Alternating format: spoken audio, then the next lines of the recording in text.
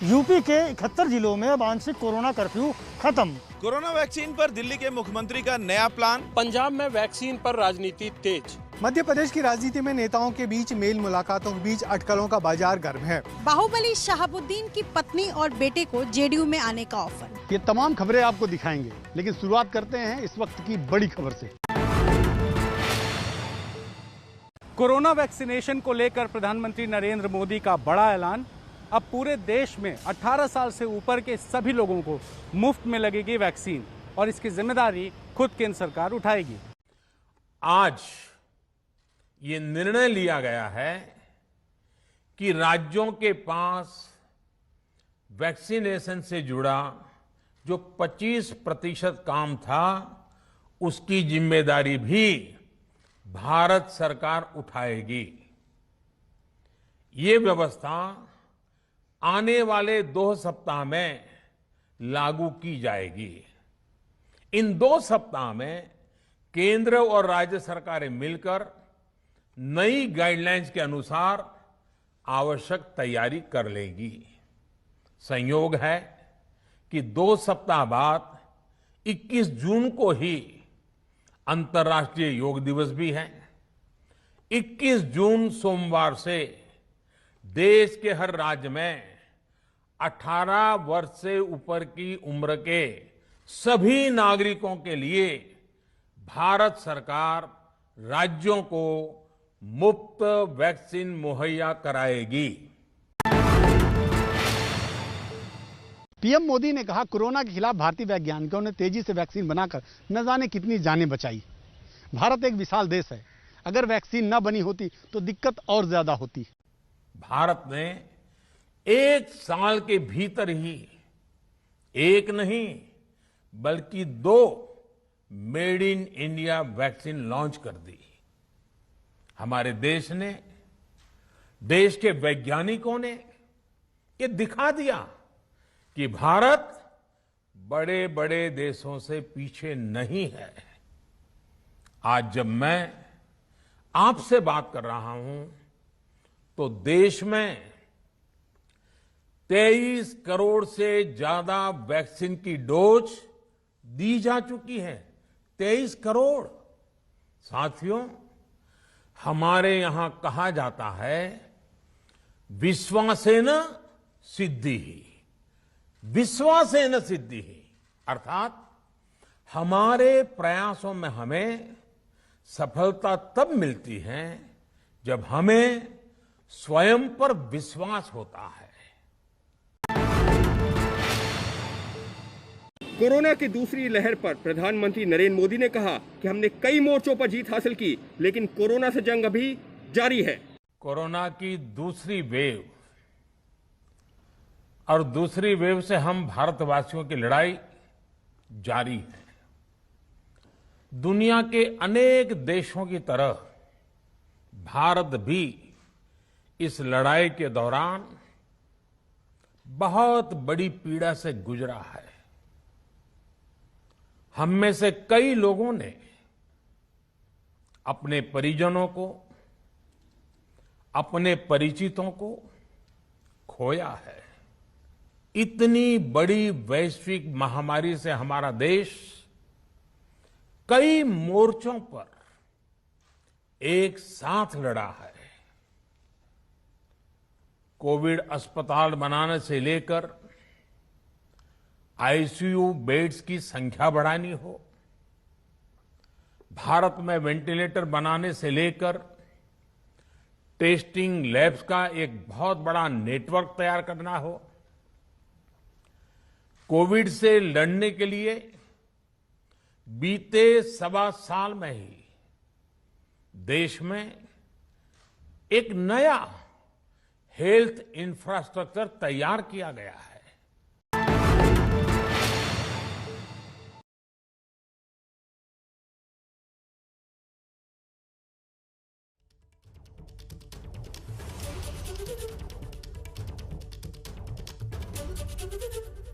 खिलाफ नाक के जरिए दिए जाने वाले नेजल वैक्सीन पर भी काम हो रहा है।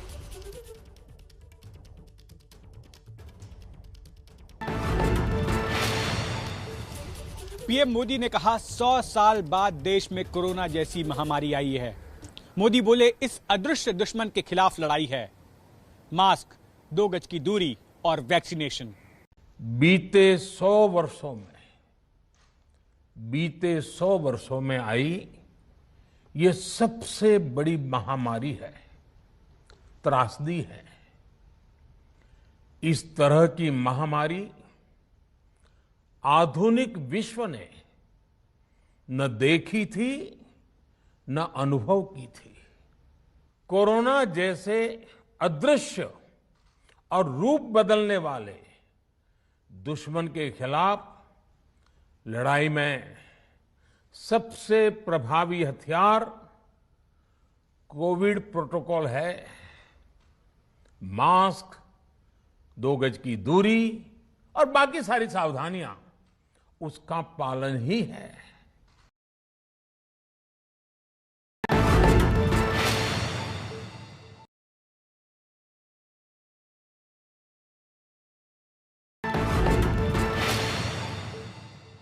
देश में अब हर दिन तेजी से घट रहे हैं कोरोना केस। पिछले 24 घंटे में करीब 1 लाख केस रिपोर्ट हुए। ये 2 महीने में सबसे कम है।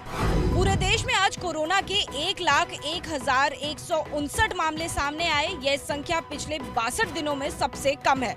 हालांकि पिछले 24 घंटे में संक्रमण की वजह से 2,444 लोगों की मौत हुई है। पूरे देश में करीब 45 दिन बाद रोजाना मौतों का आंकड़ा 2,500 के नीचे आया है।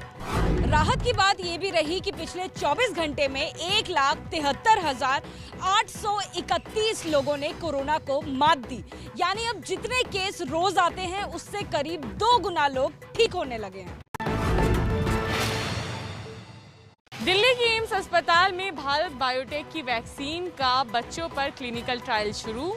50 बच्चों पर ट्रायल, लेकिन आवेदन आए 10 गुना ज्यादा। वैक्सीन के इस ट्रायल में बच्चों को 3 ग्रुपों में बांटा गया है। पहला ग्रुप है 12 से 18 साल, दूसरा 6 से 12 और तीसरा 2 से 6 साल की उम्र के बच्चों का है। इससे पहले रविवार को नागपुर में बच्चों पर टीके का परीक्षण शुरू हुआ, जिसमें 12 से 18 साल वाले ग्रुप के बच्चों को वैक्सीन दी गई। परीक्षण में बच्चों की पहली डोज और दूसरी डोज के बीच 28 दिनों का अंतर होगा। देश के अलग अलग सेंटरों पर कुल 525 बच्चों का ट्रायल किया जाना है। अभी देश के 18 साल से ज्यादा की उम्र वाले लोगों को ही वैक्सीन दी जा रही है। कोरोना मरीजों के इलाज के लिए सरकार ने नई गाइडलाइन जारी की। बगैर लक्षणों वाले मरीजों को दवा देने के लिए कई नए बदलाव किए गए। नए नियमों के मुताबिक जिन मरीजों में कोरोना के लक्षण नहीं हैं, उन्हें कोरोना से जुड़ी दवाइयां लेने की जरूरत नहीं है। Director general of health services ने नई गाइडलाइन के तहत एसिम्प्टोमेटिक मरीजों के इलाज में इस्तेमाल की जा रही सभी दवाओं को लिस्ट से हटा दिया है। इसके अलावा कोरोना के इलाज को लेकर नई गाइडलाइन में स्वास्थ्य मंत्रालय ने कुछ और दवाओं को हटा दिया है। जिन दवाओं को हटाया गया है उनमें आइवरमेक्टिन, हाइड्रोक्सीक्लोरोक्वीन और फेविपिराविर शामिल हैं। नई गाइडलाइन में स्वास्थ्य मंत्रालय ने डॉक्टरों से कहा है कि वो बिना जरूरत बगैर लक्षणों वाले मरीजों को सीटी स्कैन जैसे टेस्ट न लिखें। दिल्ली में अनलॉक के दूसरे दौर का आज पहला दिन है और मैं इस समय मौजूद हूँ दिल्ली के आईटीओ फुटओवर ब्रिज पर। सामने आईटीओ की बत्ती है और आप देख सकते हैं कि पहले ही दिन आज कितनी ज़्यादा गाड़ियां हैं जो सड़कों पर निकली हुई नज़र आ रही हैं। सभी तरह के जो प्राइवेट दफ्तर हैं वो 50% जो कर्मचारी हैं उनके साथ खुल गए हैं। वहीं अगर सरकारी की बात करें तो ए कैटेगरी वाले जो कर्मचारी हैं वो 100% दफ्तर आएंगे, वहीं उससे निचले स्तर वाले 50% ही कर्मचारी दफ्तर पहुंचेंगे। लेकिन आप देख सकते हैं कि जैसे ही आज पहला दिन हुआ है वैसे ही लोग घरों से बाहर निकल आए हैं और कई ऐसे लोग हैं जो इस समय दफ्तर जा रहे हैं क्योंकि सुबह का समय है, तो दफ्तर के लिए बाहर निकले हैं, काम के लिए बाहर निकले हैं। आज बाज़ार भी खुल रहे हैं, शॉपिंग मॉल भी ऑड इवन के आधार पे खुल रहे हैं, मार्केट्स भी खुल रहे हैं, तो कई लोग ज़रूरी सामान वगैरह के लिए भी बाहर निकले हैं। और बसों पे भी देखिए किस तरह से जो है भीड़ उमड़ रही है। टीका लगवाने लगवाओ इनाम पाओ। टीकाकरण को बढ़ावा देने के लिए बिहार के शिवहर में डीएम ने ये अनोखी पहल शुरू की है। बिहार के कई इलाकों से ऐसी खबरें आ चुकी हैं कि लोग टीका लगवाने से डर रहे हैं। ऐसे में शिवहर के डीएम सज्जन राज शेखर ने अनोखी तरकीब निकाली है। 45 साल से ज्यादा उम्र के लोगों को टीका के बदले गिफ्ट दिया जा रहा है। सोमवार से शुक्रवार तक जिन लोगों को टीका लगेगा उनका लकी ड्रॉ शनिवार को निकलेगा। अगले 2 महीने तक ये कवायद जारी रहेगी। लॉटरी के माध्यम से सेलेक्ट किया है। तो अभी तक जो टीका लेने का लिस्ट हमारे पास डेटाबेस से रैंडमली सेलेक्ट किया है। इन लोगों को गिफ्ट भी दिया जा रहा है। एक पर्सन को 1 ग्राम का सोना भी मिला है, सोना दिया है एक स्पॉन्सर। दूसरा एक स्पॉन्सर हमको पूरा गैस कनेक्शन, कंप्लीट कनेक्शन 2 लोग को दिया है। देश के कई शहरों में टीकाकरण को बढ़ावा देने के लिए अलग अलग तरह की तरकीबें निकाली जा रही हैं और ऐसे में बिहार के शिवहर में डीएम की तरफ से ये निकाली गई अनोखी तरकीब भी चर्चा में है। मुंबई में अनलॉक की प्रक्रिया शुरू हो गई है और अनलॉक की प्रक्रिया के पहले ही दिन मुंबई के हाईवे का बुरा हाल हो गया है। वजह है ट्रैफिक। मैं इस वक्त वेस्टर्न एक्सप्रेस हाईवे पर हूँ।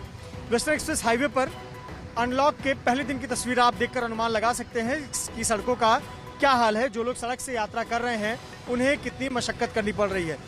ये मुंबई का वेस्टर्न एक्सप्रेस हाईवे है और जिस दिशा में ये गाड़ियाँ जा रही हैं ये दक्षिण मुंबई की दिशा में गाड़ियाँ बढ़ती नजर आ रही हैं।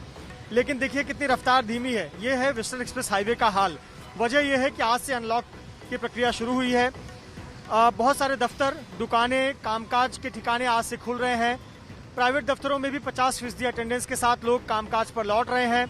लेकिन लोकल ट्रेनों में आम लोगों को इजाज़त नहीं है। ऐसे पर सड़क यातायात ही एक मुख्य रास्ता है जिससे लोग अपने काम की जगह पर पहुंच रहे हैं और अलग अलग वाहनों का इस्तेमाल करते हुए लोग अपने काम के ठिकानों पर जाने के लिए निकले हैं और हाईवे पे इस प्रकार की तस्वीर देखने को मिल रही है।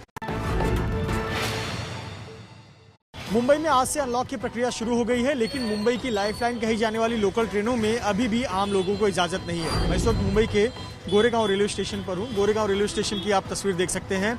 लोकल ट्रेन आने के साथ ही यात्रियों के निकलने का सिलसिला जारी है। संख्या में काफ़ी ज़्यादा वृद्धि देखी जा रही है क्योंकि काफ़ी लंबे समय तक लॉकडाउन के चलते लोग वर्क फ्रॉम होम कर रहे थे, लेकिन अब कई फार्मा कंपनियां, मेडिकल कंपनियां अपने कर्मचारियों को 50% अटेंडेंस के साथ दफ्तर बुला रही हैं। तो ऐसे पर आप देख सकते हैं कि ट्रेनों से भी निकलने वाले यात्रियों की संख्या में थोड़ी बढ़ोतरी देखने को मिल रही है। इसके पहले अब तक अत्यावश्यक सेवाओं से जुड़े हुए लोग ही लोकल ट्रेन की यात्रा कर सकते थे, जिसमें बीएमसी के कर्मचारी, बिजली विभाग के कर्मचारी, सरकारी कर्मचारी, साथ ही साथ फार्मा या केमिस्ट की दुकानों में काम करने वाले कर्मचारी, इंश्योरेंस कंपनी के कर्मचारी ही यात्रा कर सकते थे। पर आप देखें पहले की तुलना में आज काफी ज्यादा यात्रियों की संख्या में बढ़ोतरी देखने को मिल रही है। पंजाब में वैक्सीन पर राजनीति तेज। शिरोमणि अकाली दल ने राज्य के स्वास्थ्य मंत्री बलबीर सिंह सिद्धू के घर के बाहर धरना देकर किया विरोध। पंजाब सरकार मुर्दाबाद! पंजाब सरकार मुर्दाबाद! तस्वीरें चंडीगढ़ में पंजाब के स्वास्थ्य मंत्री बलबीर सिंह सिद्धू के घर के बाहर की हैं। अकाली दल के प्रमुख सुखबीर सिंह बादल की अगुवाई में बड़ी संख्या में समर्थकों ने धरना दिया और प्राइवेट अस्पतालों को वैक्सीन देने का विरोध किया। हालांकि पंजाब सरकार शुक्रवार को प्राइवेट अस्पतालों से वैक्सीन लौटाने को कह चुकी है। पूरा विवाद तब शुरू हुआ जब आरोप लगे कि पंजाब सरकार ने महंगे दाम पर सरकारी वैक्सीन को प्राइवेट अस्पतालों को बेच दिया है। पंजाब के अफसरों ने ही प्राइवेट अस्पतालों में वैक्सीन लगवाने का प्रचार किया था, जिसके बाद कैप्टन सरकार बैकफुट पर आई और फैसला वापस लेना पड़ गया। अब इसी वैक्सीन को लेकर राजनीति की जा रही है। पंजाब में अगले साल के शुरू में चुनाव हैं और विपक्ष सरकार की गलतियों को अपने पक्ष में भुनाने में जुटा है। अकाली दल ने कहा है कि अगर 15 जून तक स्वास्थ्य मंत्री को अमरिंदर सिंह ने नहीं हटाया तो उनके घर का घेराव किया जाएगा। यूपी के 71 जिलों में अब आंशिक कोरोना कर्फ्यू खत्म। आज से वाराणसी, नोएडा, गाजियाबाद और मुजफ्फरनगर के बाजार खुले। जैसे जैसे कोरोना के केस कम हो रहे हैं, राज्य सरकार कोरोना कर्फ्यू में ढील दे रही है। राज्य के 75 में से 67 जिले पहले से ही अनलॉक हो चुके थे। आज से 4 और जिलों में सुबह 7 बजे से शाम 7 बजे तक का कोरोना कर्फ्यू समाप्त कर दिया गया है। हालांकि वीकेंड पर फिलहाल कोई छूट नहीं मिलेगी। कोरोना कर्फ्यू हटाने का जो पैमाना सरकार ने तय किया है उसके मुताबिक जिन जिलों में 600 से कम कोरोना के सक्रिय केस हैं, वहां छूट दी जाएगी। लखनऊ सहित राज्य के 4 जिले मेरठ, सहारनपुर और गोरखपुर में फिलहाल कोरोना कर्फ्यू जारी है। सरकार भले ही राहत दे रही हो, लेकिन हमारी आपसे अपील है कि आप खुद से सावधानियां बरतें। घर से मास्क लगाकर ही बाहर निकलें और सोशल डिस्टेंसिंग का पालन करें।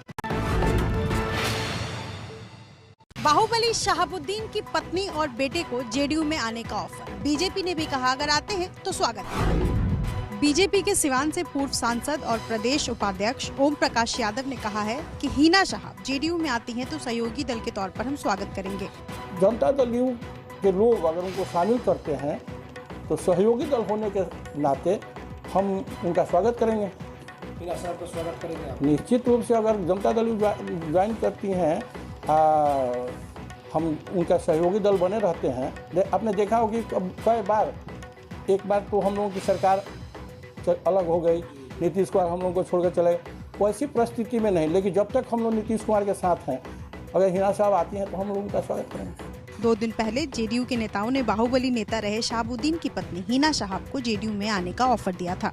हम कहे हमारा दल में चली, अब जाने बानी सकून नहीं है, दल नहीं है, दल हो गई बा, वो केहू के प्रतिष्ठा नहीं है। तेजस्वी जी के रिजिम में केहू प्रतिष्ठा नहीं है। लालू जी दूसरा ढंग के राजनीति कहीं नहीं, ये लोग दूसरा ढंग के राजनीति करता है। पिछले दिनों कोरोना की वजह से शहाबुद्दीन की मौत हो गई थी। उसके बाद से ये आरोप लगे कि पूर्व सांसद के परिवार से लालू प्रसाद यादव की पार्टी ने दूरी बना ली है। जेडीयू शायद इसी का फायदा उठाने की तैयारी में है। सिवान में पिछले विधानसभा चुनाव के दौरान एनडीए की हालत काफी खराब रही। पिछले हफ्ते बाहुबली नेता टुन्ना पांडे ने नीतीश कुमार के खिलाफ मोर्चा खोल दिया। ऐसे में सिवान की राजनीति करने वाले एनडीए के नेता बाहुबल का एक किनारा पकड़कर रखना चाहते हैं। मध्य प्रदेश की राजनीति में नेताओं के बीच मेल मुलाकातों के बीच अटकलों का बाजार गर्म है। बीजेपी के नेताओं ने कहा कि शिवराज सिंह चौहान मुख्यमंत्री हैं और रहेंगे। भारतीय जनता पार्टी पूरी तरह से शिवराज सिंह जी और बीडी शर्मा जी के नेतृत्व में एक है, संगठित है।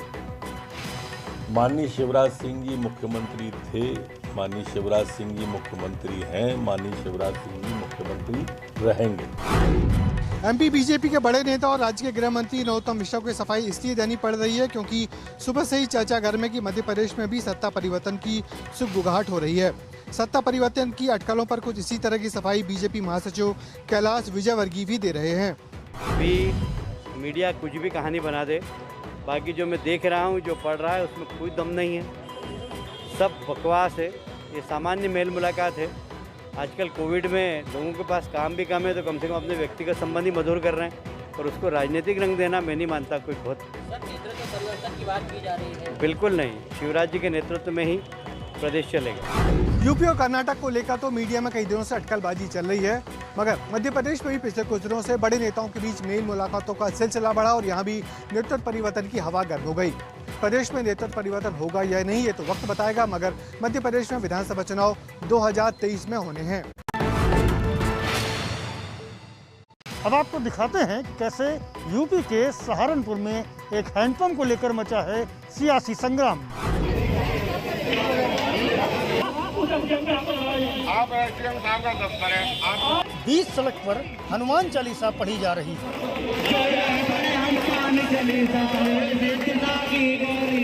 पुलिस वालों से ये लोग बहस कर रहे हैं।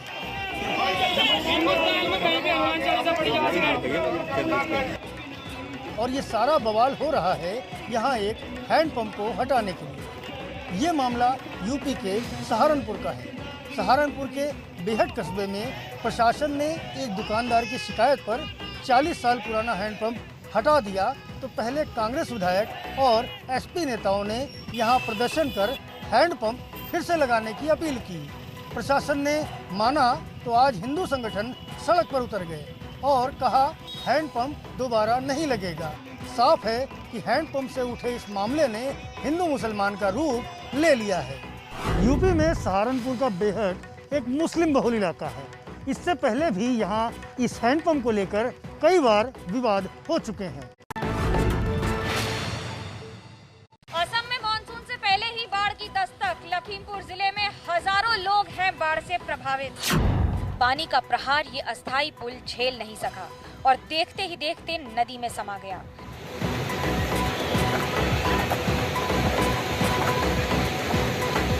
तस्वीरें असम के लखीमपुर जिले की हैं, जहां जून के पहले हफ्ते में ही बाढ़ ने दस्तक देकर जनजीवन अस्त व्यस्त कर दिया है। जिले के नावबोईचा में नदी पर बना ये पुल बह चुका है और इस पार से उस पार जाने का संपर्क टूट गया है। इलाके में करीब 3000 की आबादी प्रभावित हुई है। कई गांवों में भी बाढ़ का पानी घुस गया है। असम में एक और कोरोना की महामारी और दूसरी ओर बाढ़ की वजह से हजारों और सैकड़ों लोग प्रभावित हैं, लेकिन इन सब के बीच में अब ये दोहरी मार झेल रहे लोगों को ये नहीं समझ में आ रहा है कि इन दोनों तकलीफों से उबर कर कैसे आएंगे। आखिरकार कोरोना महामारी के बीच बाढ़ की स्थिति से जनजीवन पूरी तरह अस्त व्यस्त हो चुका है। पाकिस्तान में बड़ा ट्रेन हादसा। पाकिस्तान के सिंध में 2 ट्रेनों की आपस में हुई टक्कर के बाद पटरी के पास लाशें ही लाशें बच गई। ट्रेन के कई डिब्बे यहां पटरी के पास उल्टे सीधे पड़े हैं। यहां लाशों की लंबी लाइन दिल को दुखा देती है। ट्रेन के टूटे फूटे डिब्बों के पास भीड़ है और मची है अफरा तफरी। पाकिस्तान में आज सुबह एक बड़ा रेल हादसा हो गया। सिंध के ढारकी इलाके में 2 ट्रेनें आपस में टकरा गईं। टक्कर इतनी तेज थी कि दोनों ट्रेनों के बीच डिब्बे उल्टे हो गए। कई के परखच्चे उड़ गए। अभी तक की जानकारी के मुताबिक इस हादसे में 30 से ज्यादा लोगों की मौत हुई है, 50 से ज्यादा घायल हैं। हादसे के कई घंटों बाद तक कई यात्री डिब्बों के मलबों में फंसे रहे। पाकिस्तान की इन दोनों ट्रेनों में करीब 1100 लोग सवार थे। बताया जा रहा है कि हादसे के बाद मौके पर लोग तड़पते रहे, लेकिन बचाव दस्ते कई घंटे बाद पहुंचे। भारी बारिश के बाद जर्मनी के कई शहर पानी में डूबे। सैकड़ों घरों को नुकसान, जनजीवन अस्त व्यस्त। लगातार 4 दिनों की बारिश की वजह से जर्मनी के कई शहरों में इसी तरह के हालात बने हुए हैं।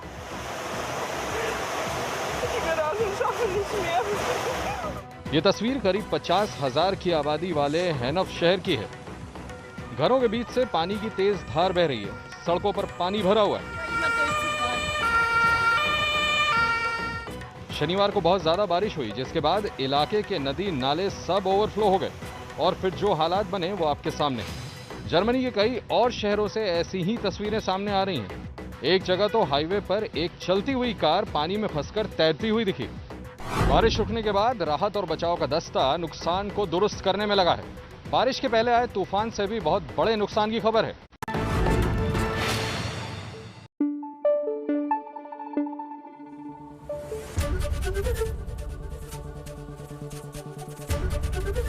एबीपी न्यूज आपको रखे आगे।